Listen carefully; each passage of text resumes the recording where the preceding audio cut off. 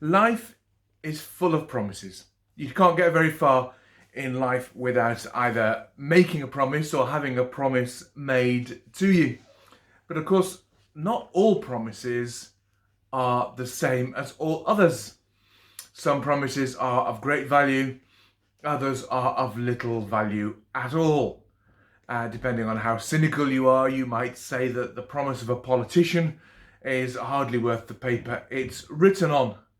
But the promise of a clergyman, hopefully, is something that is worth having.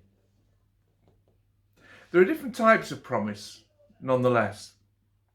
Some promises are in themselves conditional.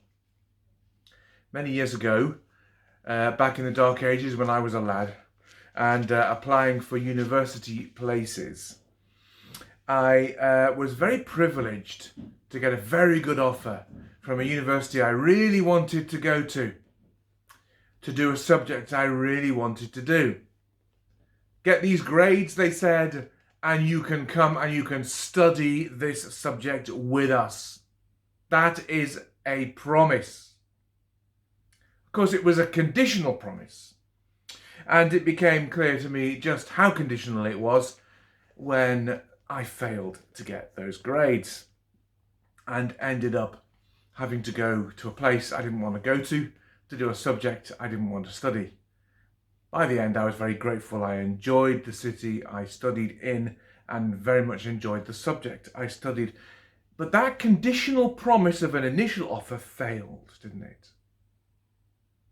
There are in life, however, some unconditional promises, some that we make and some that we receive, particularly those of us who are married. Marriage is an unconditional promise. We promise to make an act of our will to love the other person, to put them first, in sickness and in health. Whatever else, we promise to love the other person. No conditions. We don't say, I love you if you love me back. That's not the basis for a successful marriage. We don't say, I love you just as long as I carry on fancying you. Well, perhaps that's why so many marriages today don't last how they should. But in essence, the marriage promise is an unconditional promise.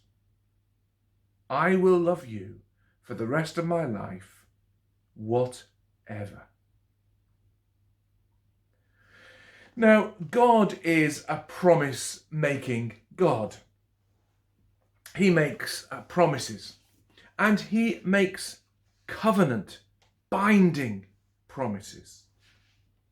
They're promises that are unbreakable, and they're promises that are unconditional.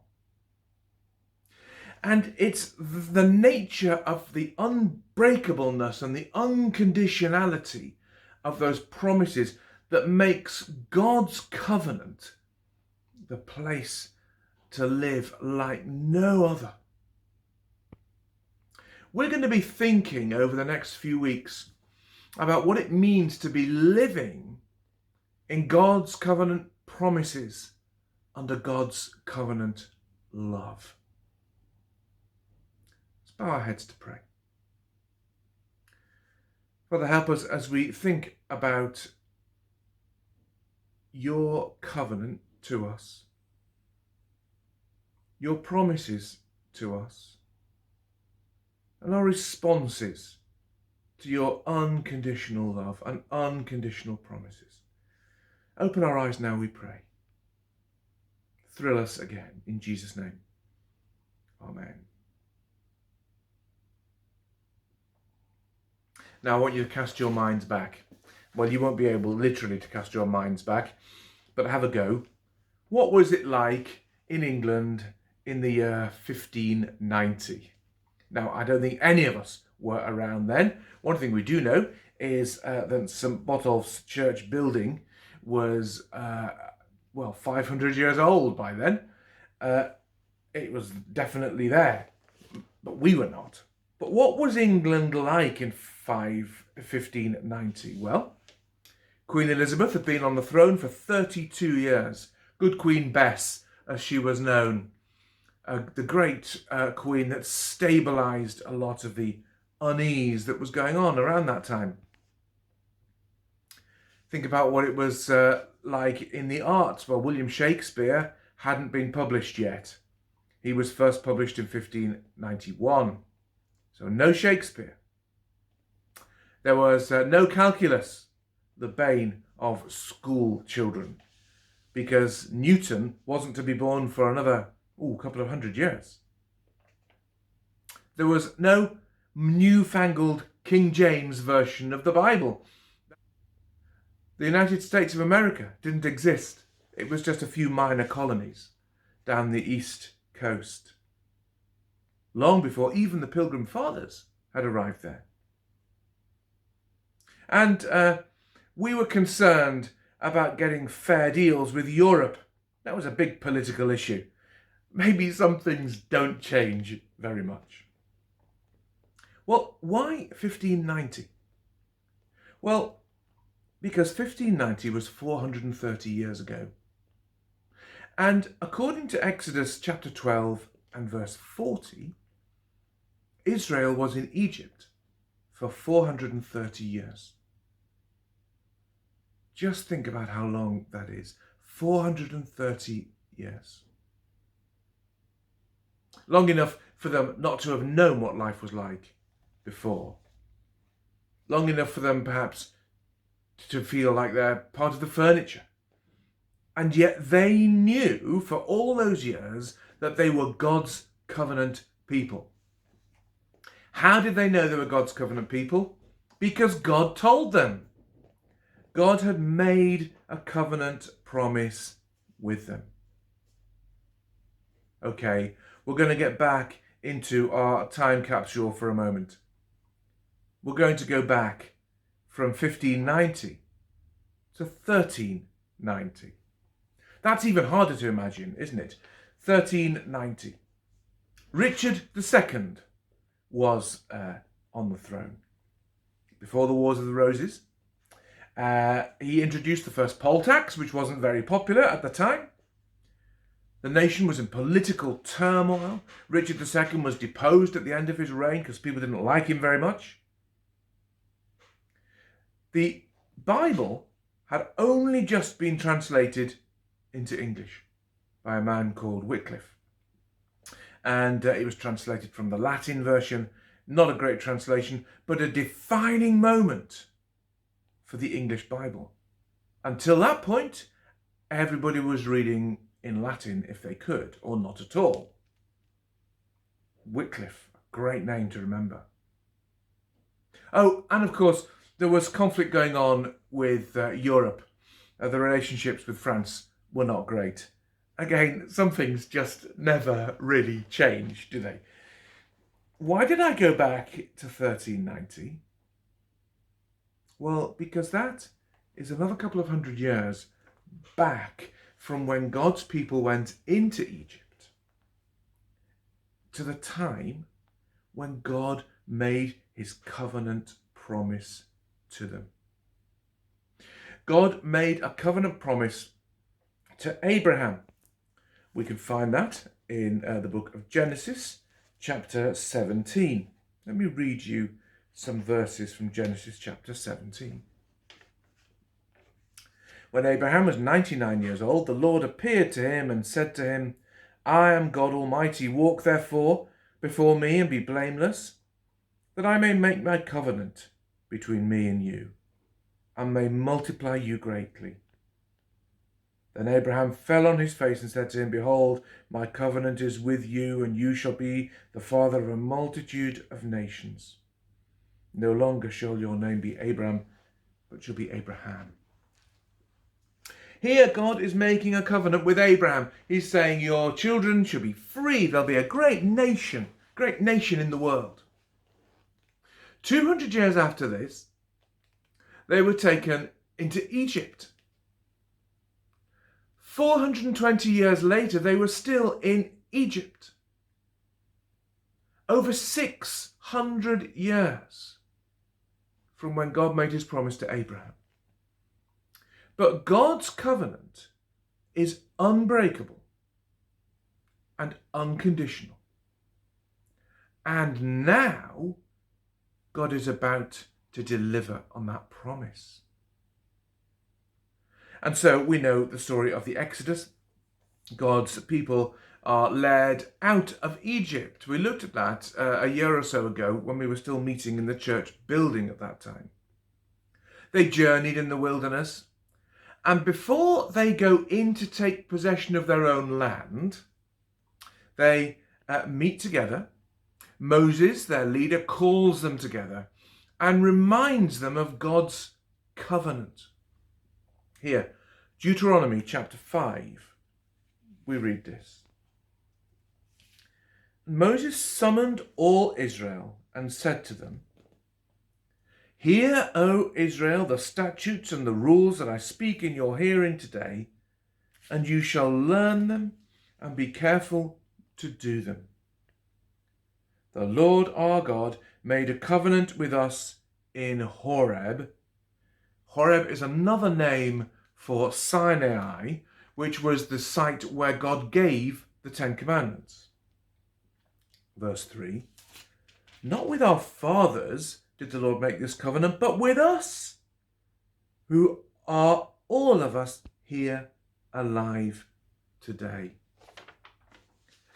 God has made a covenant with you, says Moses.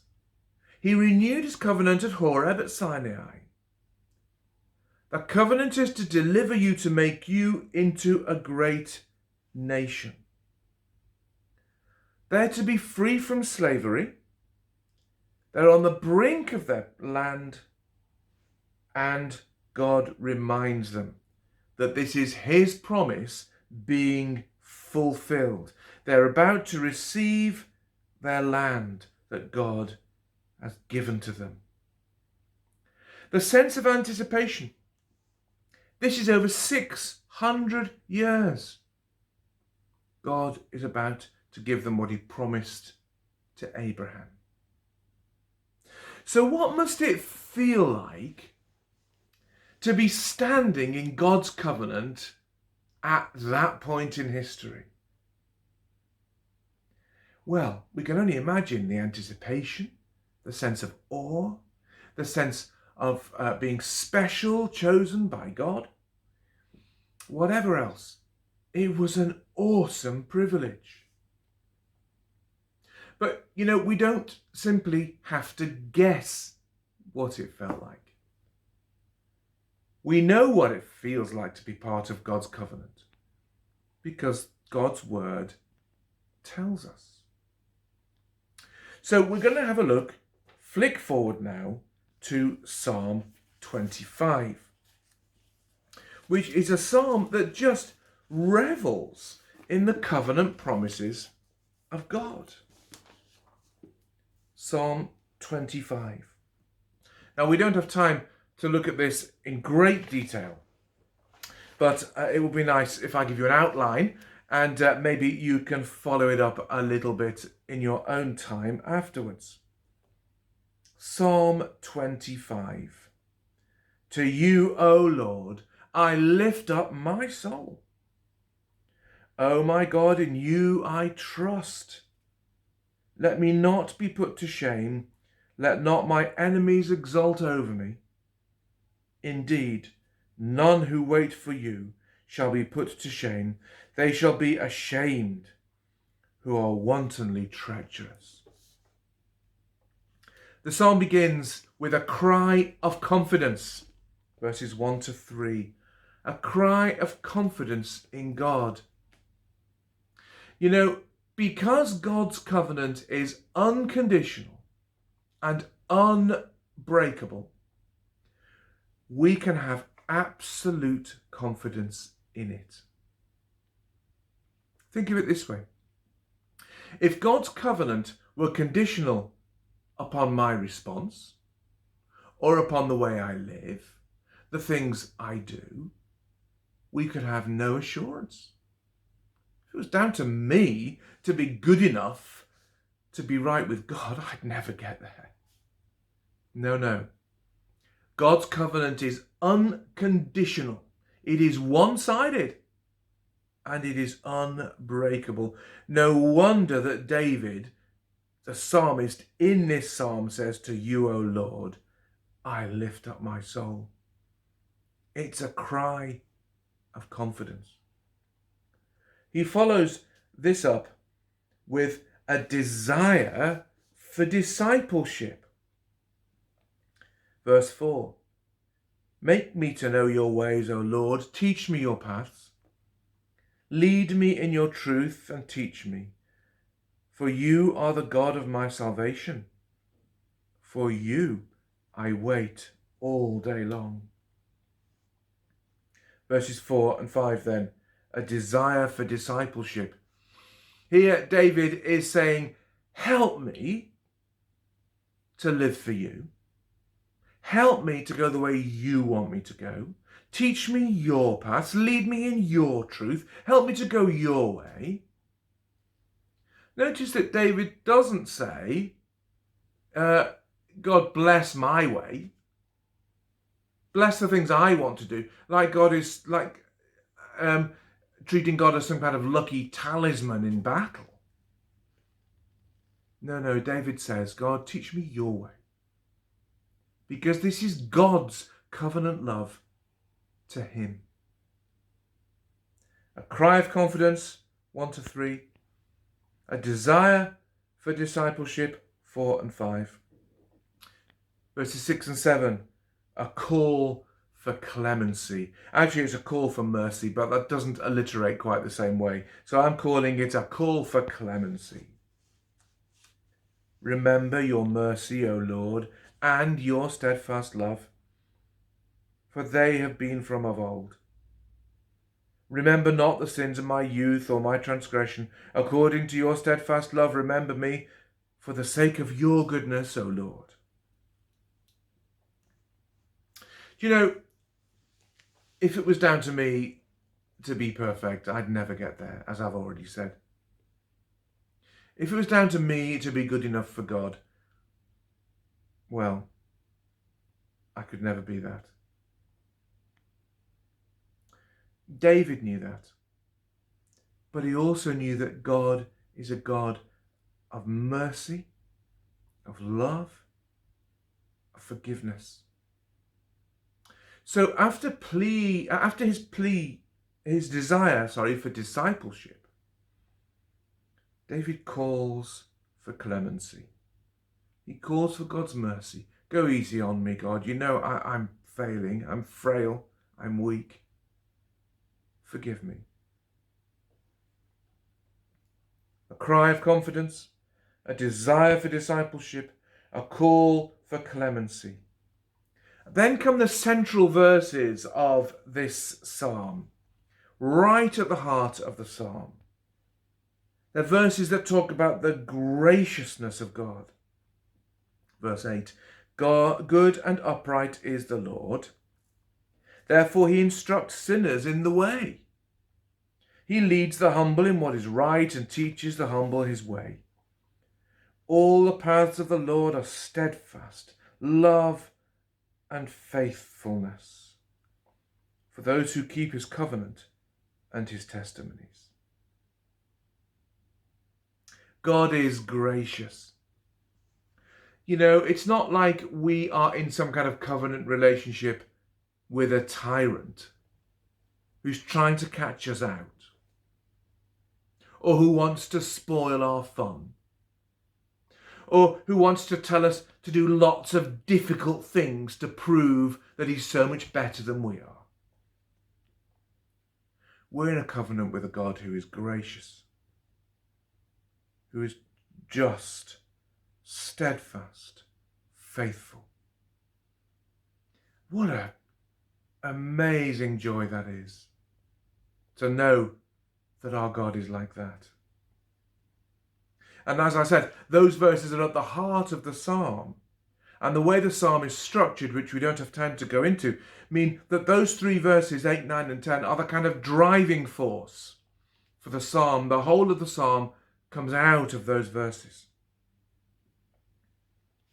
Cry of confidence, a desire for discipleship, a call for clemency, the graciousness of God, And then verses 11 to 15, the comfort of confidence.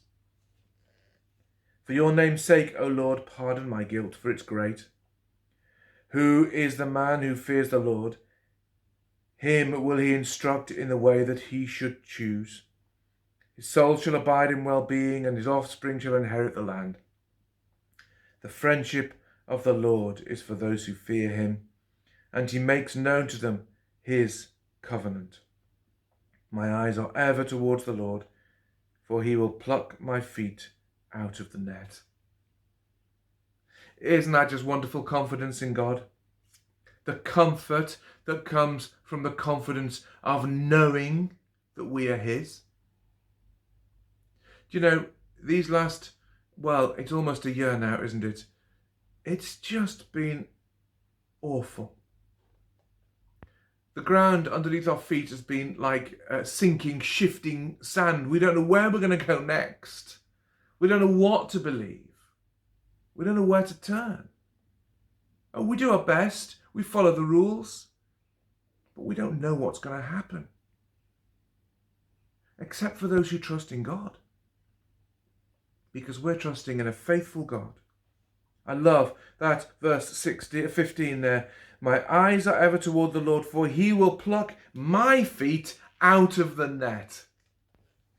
Do you ever feel like your feet are stuck in a net? The comfort of confidence in God.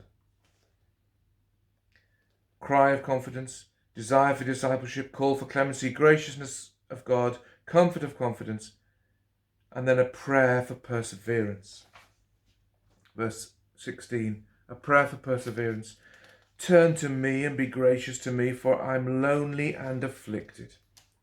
The troubles of my heart are enlarged. Bring me out of my distress. Consider my affliction and my trouble, and forgive my sins. Consider how many are my foes, and with what violent hatred they hate me. O God, my soul, and deliver me. Let me not be put to shame, for I take refuge in you. My integrity and uprightness preserve me, for I wait for you. A prayer for perseverance. For David here in this psalm, he had a lot of difficulties and problems in his life, many of them of his own making. But he knew where to turn to get through them. Turn to me, David prays, and be gracious, for I am lonely and afflicted.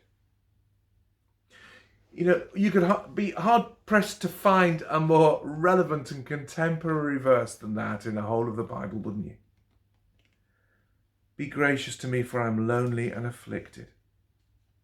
Isn't that how many of us feel today? The troubles of my heart are enlarged. I'm concerned for my family, for my friends. I'm distressed, distracted. Consider my affliction and my trouble, says David, as he prays to God, and forgive all my sins. You know, it might like to be at the beginning of this year that you'll want to make those verses or some very similar ones a kind of motto for the year to come back to again and again, to make that your prayer. The troubles of my heart are enlarged. Bring me out of my distress. Prayer for perseverance. And finally, the psalm ends as it began, with a cry of confidence. Redeem Israel, O God, out of all his troubles. Is that presumptuous? Is it presumptuous to talk to God like that? Well, no. Because God is a covenant-making God. And God's covenant promises are true and sure and firm and steadfast and unbreakable. Redeem Israel, O God, out of all his troubles.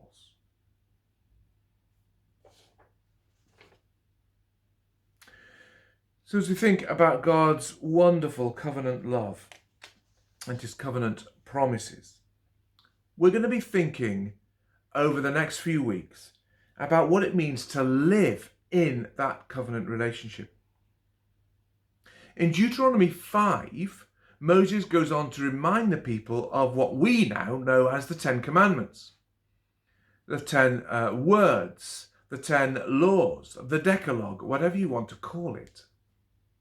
But I want us to be clear and not see the Ten Commandments as 10 arbitrary laws and rules by which we should live. They are 10 expressions of what it means to live in covenant relationship with a loving, covenant-making God. 10 expressions. And as we go through the next few weeks considering these together, we're going to be linking each of the commandments, each of those expressions, with a psalm, just to see how that expression of our covenant relationship, our covenant loving God, works out in reality. So our obedience is a response to God's covenant grace, which is sure and certain. You don't need me to tell you that the world is in a mess. The pandemic has got a hold like nothing else. There are glimmers of hope in the vaccine, but we are in a mess. Let me assure you today that though the world is in a mess, God is not. The world is in a mess. God is not. He is unchanging. He is in control.